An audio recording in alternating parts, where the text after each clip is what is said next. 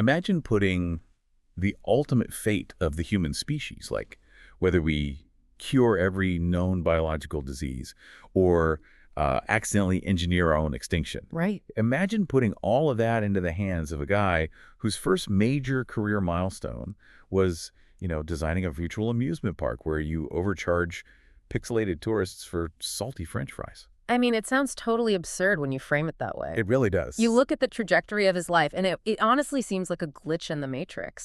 Because you have this child chess prodigy who pivots to coding 16-bit video games and then just drops out of the industry entirely to study the brains of amnesiacs. Which is a wild pivot. Completely wild. And then he emerges a decade later with the Nobel Prize in chemistry for solving a 50-year-old biological paradox using artificial neural networks. It's just mind-blowing. And of course, for you listening at home, the resume we're talking about belongs to Sir Demis Hassabis. Exactly. The CEO and co-founder of Google DeepMind. Right, and the CEO of Isomorphic Labs. And basically a central figure in the race toward artificial general intelligence, or AGI. And in today's deep dive, we are really going to look at the architecture of his career. Because it's not random. No, not at all. If you actually dissect his timeline from his birth in 1976 to his Nobel Prize in 2024, it is not just a series of chaotic leaps. There's this relentless underlying algorithm to his life. Yeah, that's a great way to put it. Every seemingly unrelated phase of his life was basically this hyper-focused data-gathering mission. Yeah. He was attempting to answer one very specific question, which is how do you build a machine that can actually think? Yes. And to get there, he had to understand the constraints of logic, the architecture of biological memory, and, the physical limits of computation itself. So let's look at the earliest inputs, right? He's born in North London in 1976. Right, to a Greek Cypriot father and a Chinese Singaporean mother. Yeah, and almost immediately, his brain wiring just leans heavily into constrained logic systems. I mean, he's playing chess at age 4. At age 4, it's incredible. And by 13, he hits Master Standard with an ELO rating of 2300. He's captaining England junior chess teams. And for anyone who understands strategy games, hitting 2300 before puberty, that is not just memorizing openings. No, absolutely not. It represents a fundamental physical change in the brain's neurology. How so? Well, chess is a game of perfect information. Both players see the entire state space on the board, right? Yeah, nothing is hidden. Exactly. So when a child is immersed in that specific environment for thousands of hours, they develop these intense pattern recognition capabilities. They stop seeing individual pieces. They see the whole board. They see force fields, they see vectors of attack, and shrinked configurations. So what Hassabis was really doing was training his own biological neural network to evaluate highly complex branching decision trees. And instantly prune the useless paths, right? Like intuitively. Spot on. He didn't have to think about the bad moves. His brain just filtered them out. Which translates directly to his entry into computation. Because, get this, he takes his chess tournament winnings at age 8. 8 years old. 8. And he buys a ZX Spectrum 48K. Classic machine. And then later a Commodore Amiga. And he just learns to code from manuals, physical manuals. Right, thick paper ones. Yeah. And he doesn't just program a calculator or something simple. He programs the board game Reversi, also known as Othello. Which is a huge leap. It is, because writing an AI for Reversi on an Amiga requires this intuitive grasp of minimax algorithms. Right. You have to write code that looks ahead at possible moves, assumes the opponent will make the best possible counter move, and then evaluates the resulting board state. Which is exactly what he was doing in chess. Exactly. He's 8 years old, externalizing his own chess-playing cognition into 68,000 assembly language. It's staggering. He was recognizing that intelligence, at least the strategic problem-solving kind, could be decoupled from the human brain. Right, like it didn't have to stay in his head. Yeah. If a biological system can run a minimax algorithm to play a game, a silicon system can do it too, as long as you give it the right heuristic function to evaluate the board. So he blasts through school. He takes his A-levels 2 years early, at 16. Naturally. But then he hits this roadblock because Cambridge University tells him, look, you are too young to start a computer science degree here. Right. They basically told him to go away and take a gap year. Yeah, just kill some time. Yeah. So he enters a competition in Amiga Power magazine, wins a job at Bullfrog Productions, and by 17, he is co-designing Theme Park with Peter Molyneux. And we really need to pause here because this is a critical pivot in his life. Oh, absolutely. He moves from zero-sum, perfect information board games like chess and reversi to a chaotic simulation. Theme park was totally genre-defining. It was a sandbox game before that was really a term. Exactly. You're managing a functioning economy, staff, ride maintenance, and the happiness levels of hundreds of independent virtual agents walking around the park. And building a simulation game like that is entirely different from coding a chess AI. You aren't just calculating a single win state anymore. No, you're building an ecosystem. Right, with emergent behaviors. You have to program state machines for the virtual attendees. If an attendee is thirsty, they look for a drink stand. And if the drink stand is too far away, their anger variable increases. Exactly. So it's like playing God in a sandbox. You are coding a rudimentary facsimile of human desire and environmental interaction. And that requires optimizing paths and managing all these dynamic variables in real time on extremely limited 1994 hardware. Which is the crazy part. It really is. The AI in Theme Park relied on utility-based systems. So the agents score different possible actions based on their current needs, and then they just choose the highest scoring action. So he was learning how to simulate life, or at least the appearance of it, within a constrained digital environment. Right. And he uses the millions generated by Theme Park to fund his double first in computer science at Queen's College, Cambridge. Which he breezes through, graduates in 1997, and then goes to Lionhead Studios to be the lead AI programmer on Black and White. Which is literally a god game. Literally. You train this massive creature using reinforcement techniques like if it eats a villager, you slap it. If it helps a villager, you stroke it. It's pure reinforcement learning. Exactly. And then he strikes out on his own. He founds Elixir Studios in London, signs these massive publishing deals with Eidos and Vivendi, and he begins working on a game called Republic, the Revolution.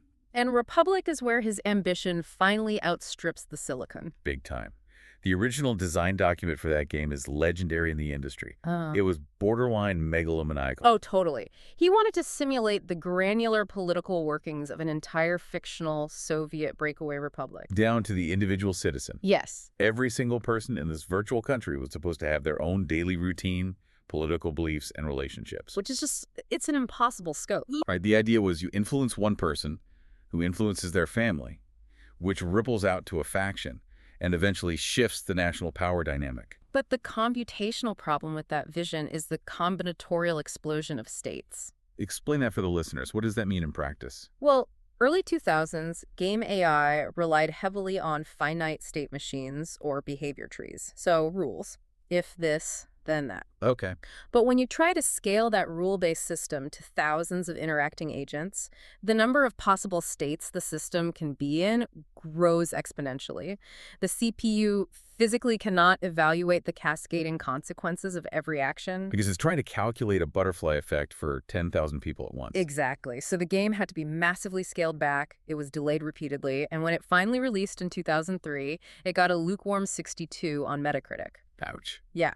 The simulation was basically hollowed out just to make it run on a Pentium 3 processor. Wait, so I have to ask, was this a failure of his software architecture, or was it a hard realization about the limits of symbolic rule-based AI? Because if you try to hand code the rules for human political behavior, you're going to run out of if-then statements before you even simulate a city block, right? That is exactly the takeaway. It was the death knell for his belief in symbolic AI. Wow. You just cannot hand code intelligence. The real world, or even a complex simulation of the real world, has way too much variance, too much noise, too many edge cases. Right. If you want an agent to operate in a complex environment, the agent has to learn the environment for itself. It needs a flexible architecture, not a rigid script. And while he's hitting this computational wall at his day job, he is simultaneously dominating the world of physical gaming. Oh yeah, she never stopped playing. And I don't just mean like a weekend hobby. He wins the Penamind, which is the World All-Around Board Game Championship.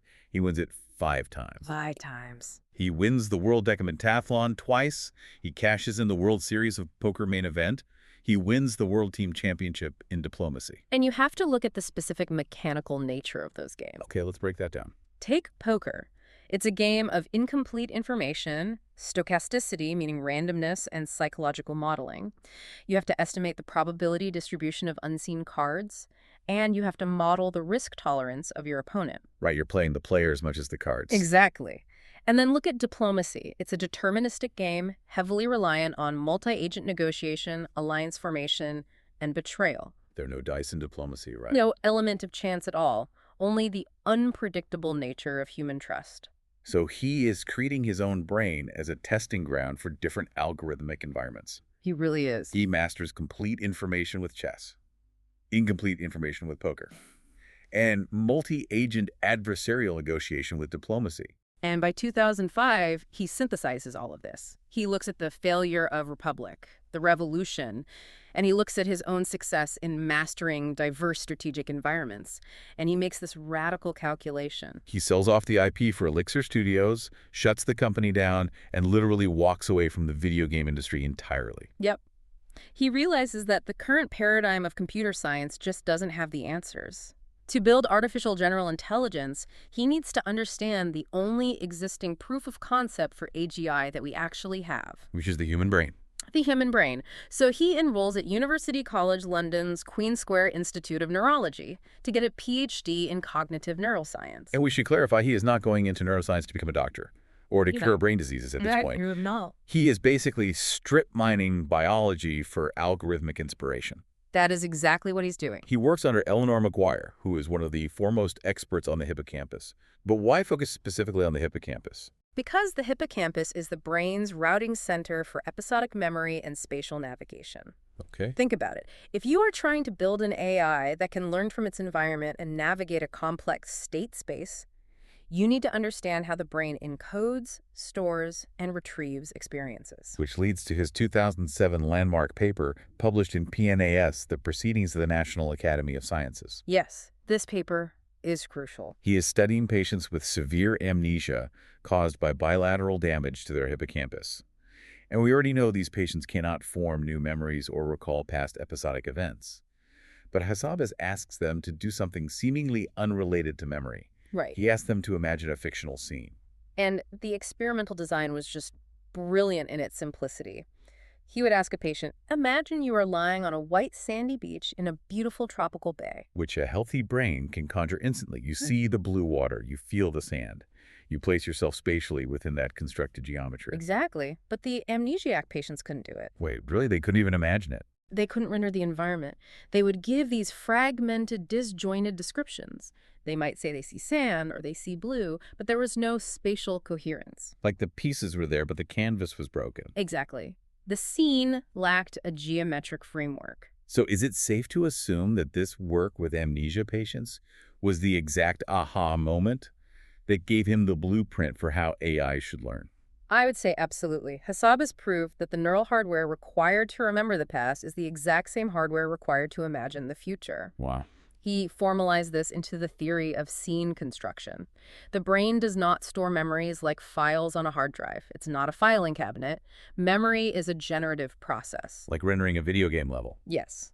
The hippocampus acts as a constructive engine, retrieving disparate semantic elements and stitching them together into a coherent spatial context. So it is basically a physics engine running in the brain.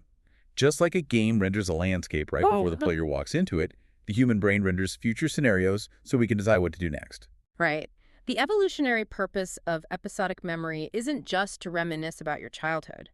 It is to provide the training data for a simulation engine. That makes so much sense. The brain constantly generates hypothetical futures, tests different actions within that simulated spatial environment, evaluates the predicted outcomes, and uses that data to drive our current decision-making.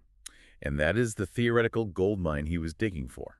If the human brain relies on a generative simulation engine to navigate the world and make strategic decisions, then an artificial general intelligence must possess the same capability. Right. AGI cannot just be a reactive function mapping inputs to outputs.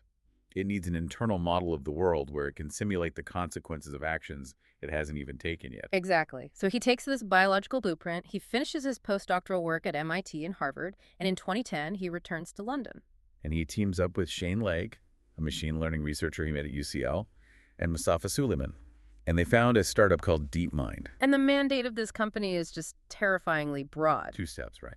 2 steps. Step 1, solve intelligence. Step 2, use it to solve everything else. Which is just, the hubris is incredible, but also they actually kind of did it. They did. Their approach to step one was to synthesize systems neuroscience with deep learning and reinforcement learning. Because they weren't interested in building an AI that was hard-coded to do one specific task, like IBM's Deep Blue playing chess. No, Deep Blue was essentially a giant calculator. They wanted to build a generalized learning algorithm. And to test a generalized learning algorithm, you need a constrained environment with a clear reward function. So he goes right back to the prodigy's playground. The games. He boots up classic Atari 2600 games. But the methodology here is what separates DeepMind from every AI lab that came before it. Right. They developed the Deep Q network, or DQN. Break that down for us. Well, reinforcement learning itself wasn't new. The idea of an agent taking an action, observing the new state, and receiving a reward or penalty, which is called Q learning, that had been around for decades. Like training a dog. Exactly. The problem was that standard Q learning couldn't handle high-dimensional state spaces. Because you have to map every single possible combination of pixels on a screen to a specific action. The computational matrix becomes infinitely large. Right. DeepMind solved this by bolting a deep convolutional neural network onto the reinforcement learning algorithm. Okay.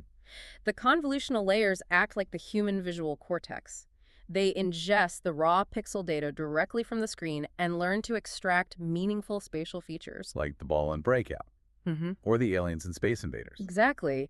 And those features are then fed into the reinforcement learning layer, which estimates the optimal action to maximize the future score. But here is the critical link back to his neuroscience days. To make the DQN stable, they had to implement a mechanism called experience replay. Which is a direct computational analog to the hippocampus. Exactly. When the DQN plays the game, it stores its state transitions, actions, and rewards in a memory buffer. Then, during its learning phase, it randomly samples batches of these past experiences and trains on them. It is quite literally dreaming about its past games to update its neural weights. Exactly how the human brain consolidates memory during sleep. It's beautiful. So by late 2013, they published their results showing DQN playing dozens of Atari games at superhuman levels. And the algorithm was given zero prior knowledge of the rules. It didn't even know what a paddle was. No, or what an alien was. It just looked at the pixels, wiggled the joystick randomly, observed the score going up or down, and slowly built an internal model of the game's physics and strategy. And the tech industry immediately recognizes the implications. I mean, if an architecture can learn the underlying structure of a digital environment purely from observation and reward, you can point it at any system that has measurable inputs and outputs. Which is why in 2014, Google acquires DeepMind for £400 million. But let me play devil's advocate here for a second. For the listener sitting at home, beating Atari or a board game sounds like a fun party trick.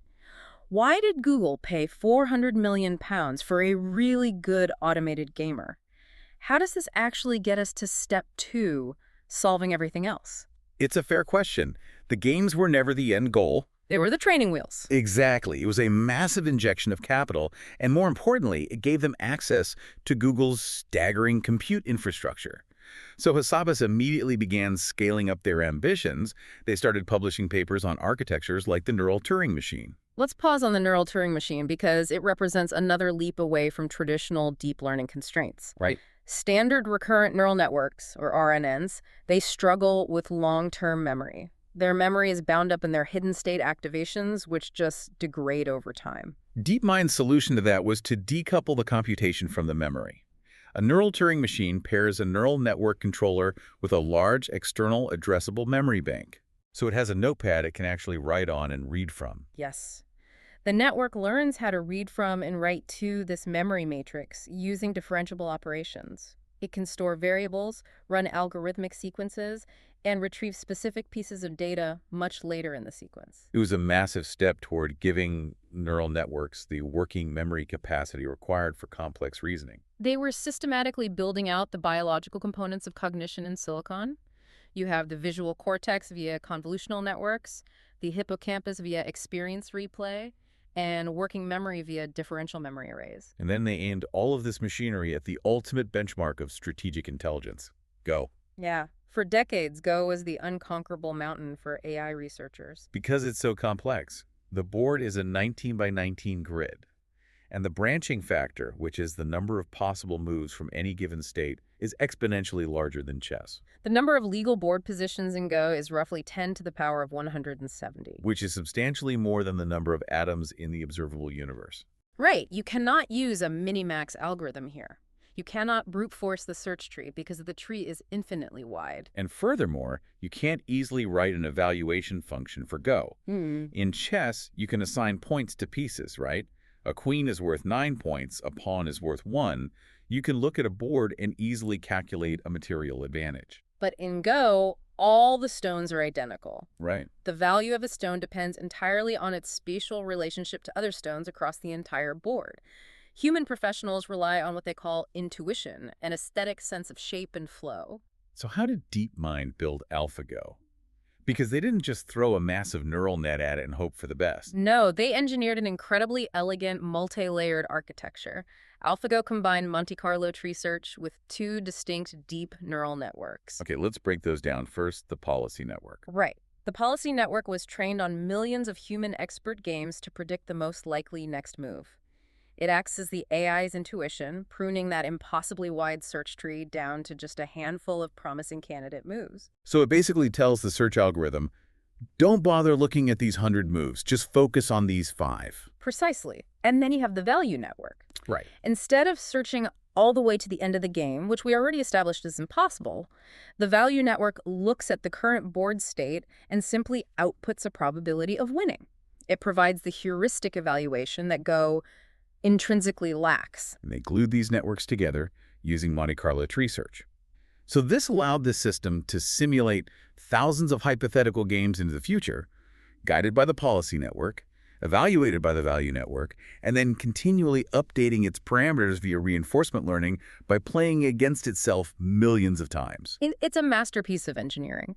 And the culmination of this was the match in March 2016 against Lee Sedol in Seoul. Lee Sedol was a 9-GAN professional. He was essentially the Roger Federer of Go. And the consensus among Go experts at the time was that AI was still a decade away from taking a single game off a player of his caliber. But AlphaGo won the series 4-1. Yeah. But honestly, the statistics don't capture the psychological impact of those games. Game 2, move 37. Game 2, move 37. AlphaGo plays a stone on the 5th line early in the game. It was a move that defied thousands of years of human Go theory. Because human players are taught early on to play on the 3rd and 4th lines to secure territory. Exactly. Playing on the 5th line that early looks like a catastrophic amateur mistake. The commentators literally thought the machine had miscalculated. Lee Sedol actually left the room to recover his composure. He was visibly stunned. But the move was brilliant. AlphaGo had calculated that the influence of that single stone would ripple across the board 50 moves later in a complex fight on the opposite side of the grid. It was demonstrating a level of spatial foresight that humans just hadn't evolved to perceive. And the following year, an updated version of the system swept Kiji, the current world #1. So the AlphaGo project basically proved that DeepMind simulation engines could map, navigate, and conquer state spaces that were mathematically larger than the physical universe. Which brings us to the execution of step 2 in the DeepMind mandate. Solve everything else. Right. You have built a machine that can process hyper-complex spatial relationships and evaluate outcomes without human heuristics. Where is the most lucrative, impactful spatial puzzle in the world? The biological domain, specifically the protein folding problem. Yes. So let's lay the groundwork for you listening as to why this is such a colossal problem. A protein is fundamentally just a sequence of amino acids linked together in a one-dimensional chain. And the sequence itself is dictated by our DNA. Right, but the chain doesn't stay linear. Within milliseconds of being synthesized in the cell, it folds up into a highly specific three-dimensional structure. And that 3D structure is everything. It dictates what it does, right? Exactly. The geometry of the protein determines its mechanical and chemical function. If it folds into a specific pocket shape, it acts as an enzyme. If it forms a rigid structural lattice, it builds muscle tissue. And if it misfolds? If it misfolds, it causes diseases like Alzheimer's or Parkinson's. So if a pharmaceutical company wants to design a drug to inhibit a specific disease pathway, they need to know the exact topographic shape of the target protein. Right, so they can design a molecule that fits perfectly into its active site, like a key into a lock. Imagine I hand you a single, incredibly long string of pearls, right? Yeah. And I tell you that if you crumple it up in exactly the right way, it will perfectly form the shape of a lock that can cure Alzheimer's. That's a great analogy. But there are billions of ways to crumple it. Trillions, really. Determining that shape experimentally is incredibly difficult. Historically, scientists relied on X-ray crystallography. You have to purify the protein, coax it into forming a perfect crystal, which, by the way, can take months or years of trial and error. Just to get the crystal. Yeah. Then you shoot X-rays through it and use the diffraction patterns to calculate the electron density map. It is slow, expensive, and frequently fails on complex membrane proteins. So, a logical question. Why can't we just compute the shape from the 1D sequence? Because the physical laws of thermodynamics dictate that the protein will naturally fold into its lowest energy state. Because of Levinthal's paradox. Ah. In 1969, Cyrus Leventhal noted that the number of possible conformations for a standard protein chain is roughly 10 to the power of 300. Which is, again, just an impossibly large number. If the protein had to sample every possible fold to find the lowest energy state, it would take longer than the age of the universe. Yet, biological proteins fold in milliseconds. And biologists spent 50 years trying to build physics-based computational models to predict these folds, tracking the van der Waals forces, the electrostatic interactions, the hydrogen bonds. But the computational overhead was just too massive. Until DeepMind steps into this arena. In 2018, at CASP, the Critical Assessment of Protein Structure Prediction, which is basically the global Olympics for computational biology. Right. They enter AlphaFold 1 and they win the competition handily. But AlphaFold 1 was still relying on techniques borrowed from computer vision. How so? It used convolutional neural networks to predict a distance matrix between amino acids, essentially treating the protein like a 2D image problem. It was better than existing methods, but it wasn't a true, generalized solution. So Hassabis and his team, led by John Jumper, just tear the whole architecture down, build AlphaFold 2. They abandoned the convolutional approach entirely. They realized that a protein isn't an image, it's a dynamic spatial graph. And they adopted an attention-based transformer architecture, similar to what powers large language models like ChatGPT, but heavily modified for spatial reasoning. They built what they called the Evoformer. Let's dig into the Evoformer because this is the engine that won the Nobel Prize. Please do. AlphaFold 2 takes the 1D sequence and searches massive genomic databases for similar evolutionary sequences across other species. This is called a multiple sequence alignment. Right, because if two amino acids in a protein are physically close to each other in 3D space, they tend to co-mutate over evolutionary time to maintain their interaction. Exactly. The Evoformer takes this evolutionary sequence data and processes it alongside a pairwise representation of the amino acids. And the genius of the attention mechanism is that information flows continuously back and forth between the sequence data and the spatial pair data. Yes. The network forms a hypothesis about the distance between two residues, updates the sequence representation based on that hypothesis, and then refines the spatial graph. It iteratively builds a physically viable 3D structure out of evolutionary noise. And in November 2020, at CASP 14, AlphaFold achieved a median global distance test score of 92.4 out of 100. Which is phenomenal. It was predicting the atomic coordinates of proteins with an error rate of less than 1 angstrom. Less than the width of an atom. Less than a carbon atom. The organizers of the competition literally declared the 50-year-old protein folding problem practically solved. The structural biology community was just stunned. A lab of machine learning engineers in London had fundamentally leapfrogged decades of institutional biological research. But, you know, the business decision that followed is what truly cemented Hassabis' legacy. This is my favorite part. Because Google and DeepMind could have easily placed this predictive engine behind a massive pharmaceutical paywall. Oh, absolutely. They could have charged thousands of dollars per query. Instead, they used AlphaFold to predict the structure of nearly every cataloged protein known to science. All 200 million of them. 200 million. And they partnered with the European Molecular Biology Laboratory and released the entire database for free. It is hard to comprehend the economic value of that data dump. It's like handing every biologist on Earth a map to a new continent. They gave the entire global scientific community a high-definition topographic map of human biology.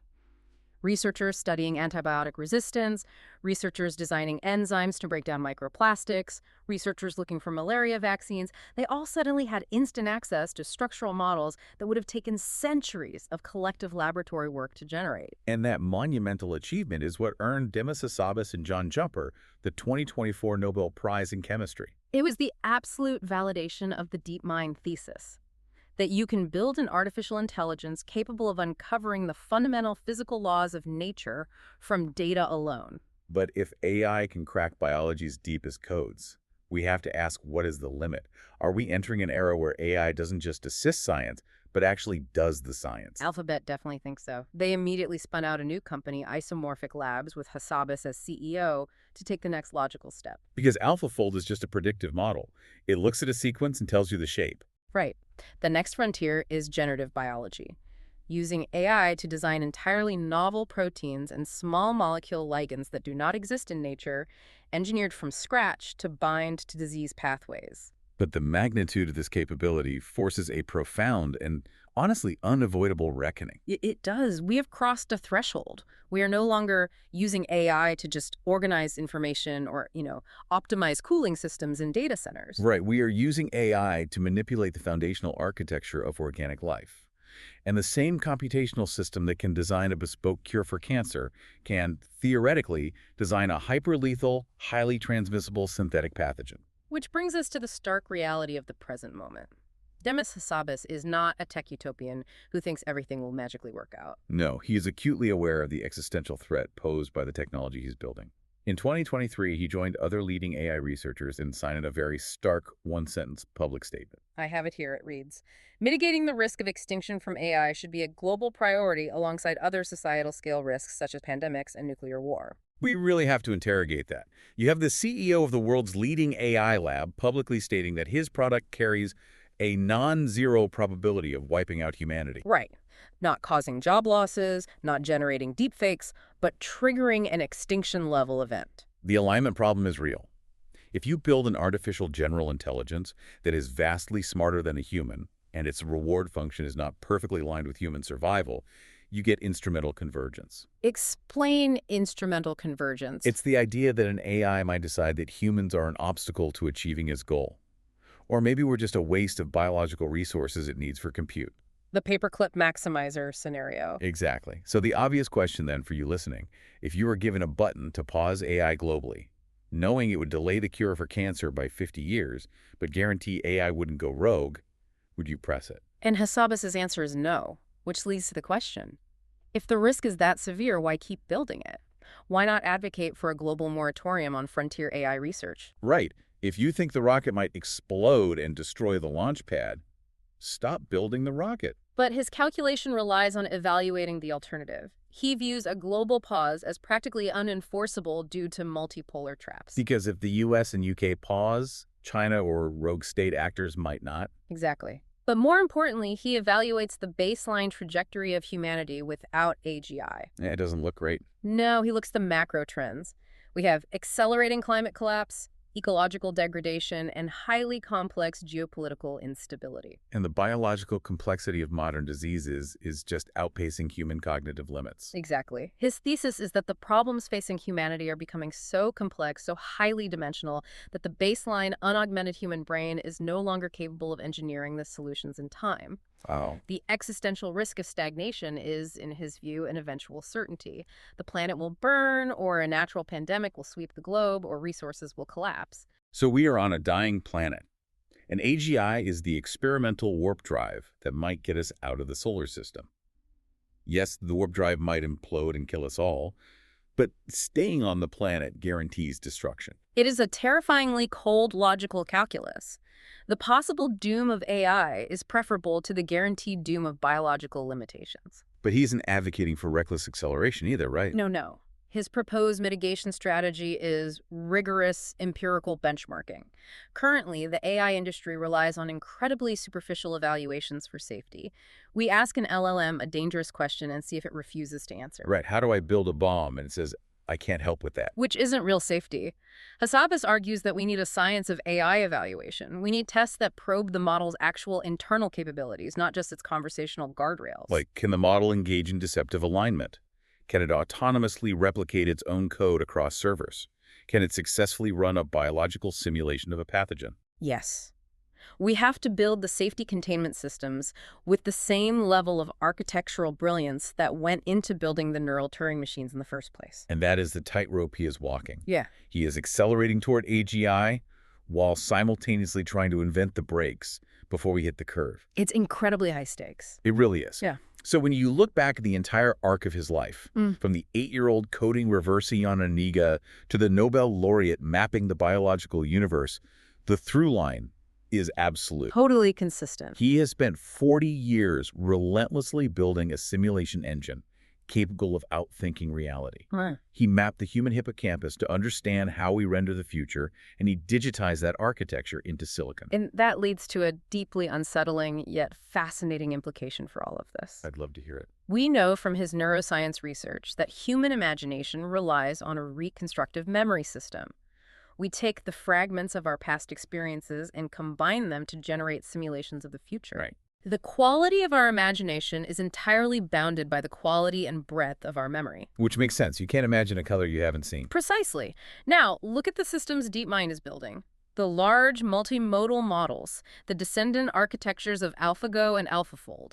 These systems are ingesting the totality of digitized human knowledge. Every book ever written, every thermodynamic equation, every genetic sequence, every political treaty, every game of chess ever played. The AI possesses a collective memory that encompasses the entirety of human civilization. So if imagination is just memory rearranged to simulate the future, then a system with an omniscient memory possesses an unfathomable capacity for imagination. It can generate and evaluate future state spaces that human brains simply do not have the bandwidth to perceive. wow. As Demis Hassabis plugs the final algorithms into place, we really have to ask ourselves, when a machine possesses the memory of the entire world, what kind of future is it currently simulating for us? That is the ultimate unknown.